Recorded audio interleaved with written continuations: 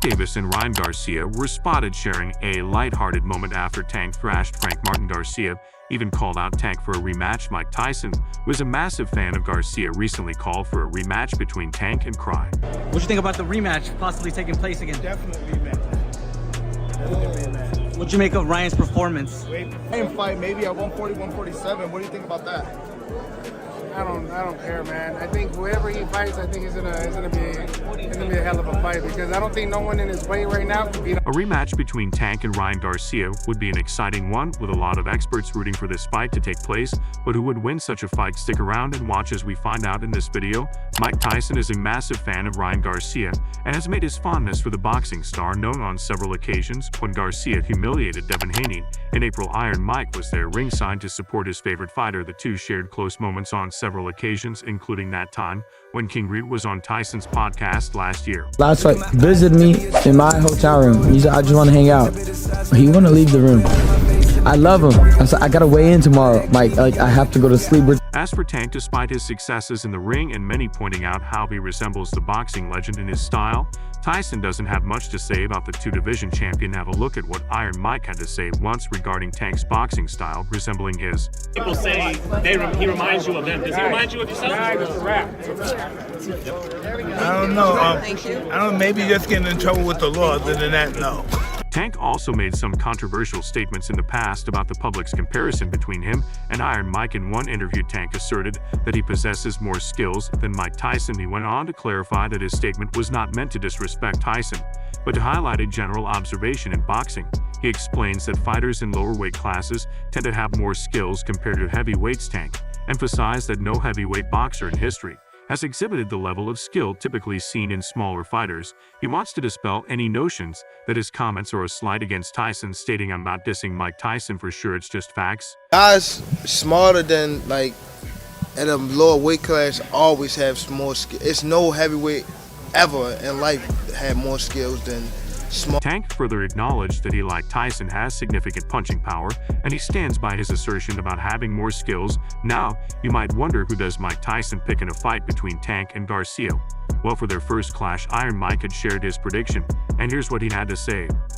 Mike Tyson knows that Tank possesses immense power and could destroy his opponent with a single punch. Even though he favors Ryan Garcia to win, he very well knows that Tank would destroy Garcia. At lightweight, Tank's first fight against Garcia took place at a catchweight of 135 libs, which gave the Baltimore boxing champion a massive advantage. If a rematch between the two does get arranged in the future, it is likely to happen at a higher weight class, preferably at 140 pounds. Tank has already proven himself at 135 libs, and many are hoping to see him conquer the super lightweight division, where most of the top fighters, including Ryan Garcia, ply their trade. A fight between Tank and King Reed at this weight class could possibly lead to a different result. A fight at 140 pounds could present unique challenges and slight disadvantages for Tank. Known for his quick reflexes and agility, Tank's speed is a critical component of his fighting strategy. His ability to move swiftly around the ring, avoid punches, and deliver rapid counterattacks has made him a formidable opponent. Additionally, Tank's strategy often involves defending in the early rounds, allowing his opponents to tire themselves out before he seizes the perfect moment to deliver a knockout blow. However, at a higher weight of 40 pounds, several factors could potentially diminish these advantages. Firstly, moving up to 140 pounds could impact Tank's speed and agility. Fighters often experience a decrease in their natural speed when they gain weight. Even if the weight gained is muscle mass, the additional weight can make it harder to move quickly and maintain the same level of endurance throughout the fight. For a fighter like Tank, whose success heavily relies on his ability to outmaneuver and outpace his opponents, any reduction in speed could be significant. It might prevent him from effectively dodging punches and executing the swift, precise movements that have defined his career. Secondly, at a higher weight, Tank's opponents would likely be naturally heavier and potentially stronger. Ryan Garcia, who is already known for his power and speed, could exploit this situation. If Tank's speed is slightly reduced, Garcia might find it easier to land powerful punches early in the fight. Garcia's reach and height advantage could also come into play more prominently at 140 pounds, allowing him to keep Tank at a distance and dictate the pace of the fight. This scenario could force Tank into a more defensive position, making it harder for him to execute his usual strategy of wearing down his opponents over the early rounds. Additionally, Tank's endurance might be tested more at the higher weight. Carrying extra weight can be more taxing on a fighter's cardiovascular system, potentially leading to faster fatigue technique. If Tank tires more quickly, it could compromise his ability to capitalize on his opponent's fatigue in the later rounds. This endurance aspect is crucial for Tank's fighting style, as his knockout power often emerges after he has carefully studied and exhausted his opponents. Furthermore, the psychological aspect of adjusting to a higher weight class cannot be overlooked. Tank would need to mentally adapt to fighting at 140 pounds, facing opponents who might not be as easily intimidated by his power and speed. The confidence he usually exudes could be tested if he finds himself struggling to maintain his usual dominance in the ring. Tank's previous comment about lightweight boxers possessing more skills than heavyweight fighters such as Mike Tyson is therefore valid. Tank knows he has a lot to lose if he moves up in weight, which is why he has stayed at 135 pounds for so long. With his latest victory over Frank Martin, however, Tank might finally reconsider his decision and eventually move up in weight. This could open the door for more high-profile fights that could also lead to massive paydays. Before we wrap up, let's look at how the experts reacted to Tank's victory over Frank Martin. I think Gervonta did good.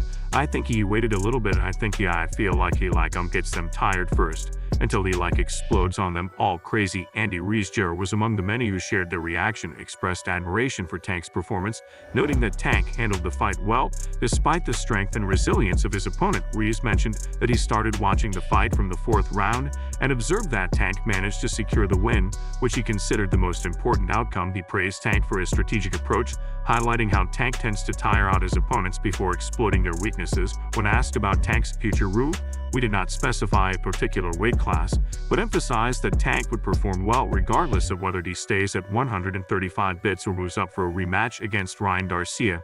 He believed that the fight against Frank Martin was a valuable experience for Tank, helping him grow as a fighter. Ruiz was confident that Tank's skill set and strategic approach would continue to serve him well in future bouts. Regarding potential opponents, Ruiz mentioned several names, including Shakur Stevenson. He expressed confidence in Tank's abilities, stating that he didn't believe anyone currently in Tank's weight class could defeat him. Ruiz anticipated that any fight Tank engages in would be highly competitive and exciting to watch.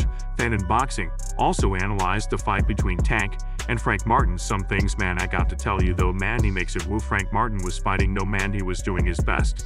Got to give credit to Frank Martin, but his Fan and Boxing emphasized the sheer dominance and skill that Davis displayed throughout the fight. Fanon highlighted several key points about Davis's performance, the fight's progression, and the broader implications for the lightweight division. Fanon began by acknowledging Frank Martin's strong start. Martin managed to win the first round and was competitive in the early stages. Some scorecards even had Martin winning the first 4 rounds, which Fanon found questionable. He believed that from the 4th round onward, Davis began to assert his dominance primarily through powerful body shots and calculated pressure. Fanon noted that Davis's strategy of continuous pressure and body shots wore Martin down significantly.